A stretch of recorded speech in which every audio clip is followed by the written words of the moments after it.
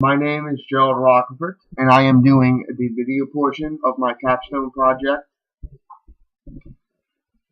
for BU 491, Ms. Hyatt. Computer forensics is the application of investigation and analysis techniques to gather and preserve evidence from a particular computing device in a way that is suitable for presentation in a court of law. The goal of computer forensics is to perform a structured investigation while maintaining a documented chain of evidence to find out exactly what happened on a computing device and who was responsible for it. Forensic investigators typically follow a standard set of procedures. After physically isolating the device in question to make sure it cannot be accidentally contaminated, investigators make a digital copy of the device's storage media. Once the original media has been copied, it is locked away in a safe place to save its pristine condition. All investigation is done on a digital copy. I cannot say this enough. They never use the original data when they investigate stuff. It's very important that they use a digital copy. Computer forensics, well, more so the history of computer forensics, could be broken down into three phases.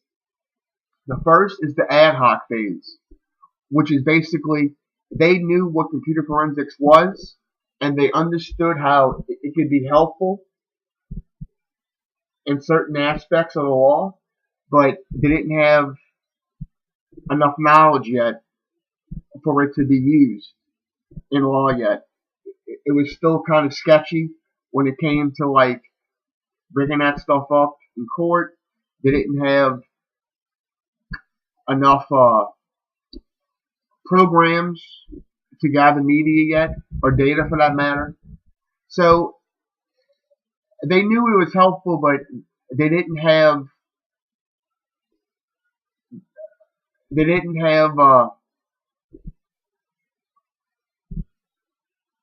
all their ducks in a row, I guess you could say. The second phase is the structured phase, and that's when it started becoming a big deal.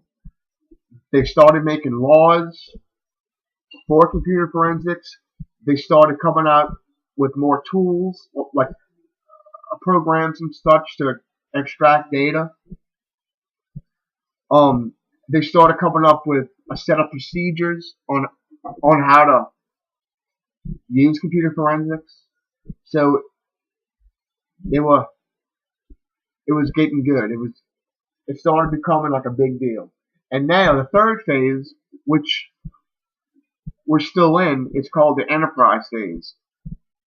And that means that, there's 1,000,001 tools now that they have just for like data collection for computer forensics. And more companies now have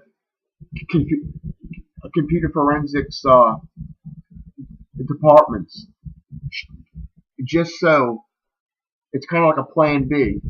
They don't want to get screwed over, I guess you could say. So they have like computer forensic departments now, just in case if something happens.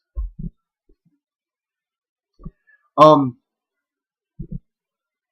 and more people, they want to get into computer forensics, but they don't know how. And I was in the same boat. I was curious myself, and computer forensics and analysts typically have a computer forensics degree along with additional certifications and training.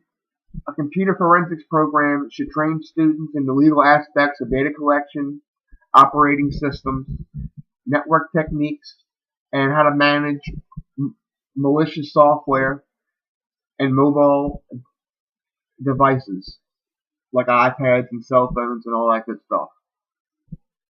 Graduates should be able to identify legal evidence collection techniques, evaluate strategies and policies for security, and design secure networks and create informative reports on retrieved data. Many individuals in the computer field interested in further specialization, they should pursue a computer forensics degree. Computer forensics analysis is challenging and requires a deep technical skill set. However, an individual with a logical and inquisitive mind and the drive to learn can find a career in this field. The order of operations that computer forensics follows is very, very interesting. And they are the first thing you got to do, like I said earlier, you got to preserve the data. But they never use the original data. It's always on a copy. It's always copied, but still, they got to preserve it from the original media. They have to. And then you put, the original media in a safe place, in its pristine condition, and that's what you do. It's preservation. The second one is identification.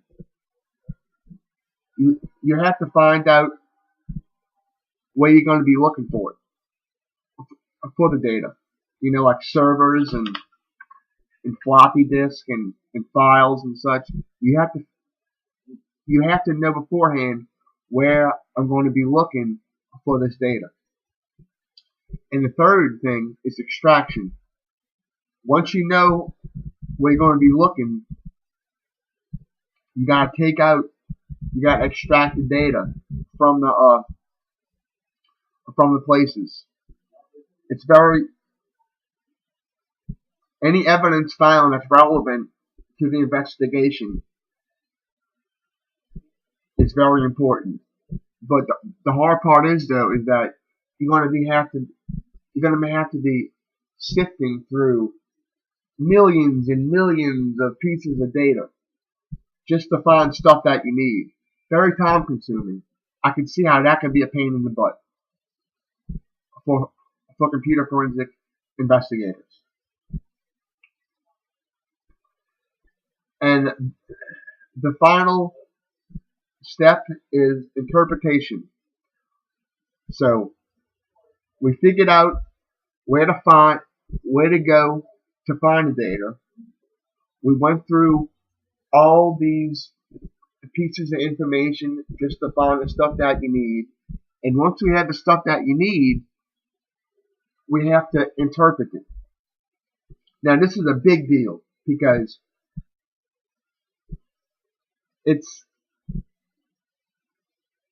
you really have to know computers to find evidence like this. And I can see how this could be a big deal. The ability to properly interpret is like huge. But that's what you gotta do though. You gotta interpret the data that you found and make it viable, for a court of law. There's a few areas of crime where computer forensics cannot be applied, but law enforcement agencies have been among the earliest and heaviest users of computer forensics, and consequently have often been at the forefront of developments in the field. Computers may constitute a scene of crime, for example, with hacking or denial of service attacks, or they may hold the evidence in the form of emails, internet history, documents, or other files relevant to crimes such as murder, kidnap, fraud, and drug trafficking. More recently, commercial organizations have used computer forensics to benefit in a variety of cases, such as intellectual property theft, industrial espionage, employment disputes, fraud investigations, forgeries, matrimonial issues, bankruptcy issues, inappropriate email and internet use in the workplace, and regulatory compliance. In conclusion, with so many things in our culture evolving into the technological age, it makes something like computer forensics, which by itself is an up-and-coming section of the law, that more important. Hopefully, with something like computer forensics, we can put a stop to all crimes that involve a keyboard. Thank you. This has been Joe Rockovich. Have a good one.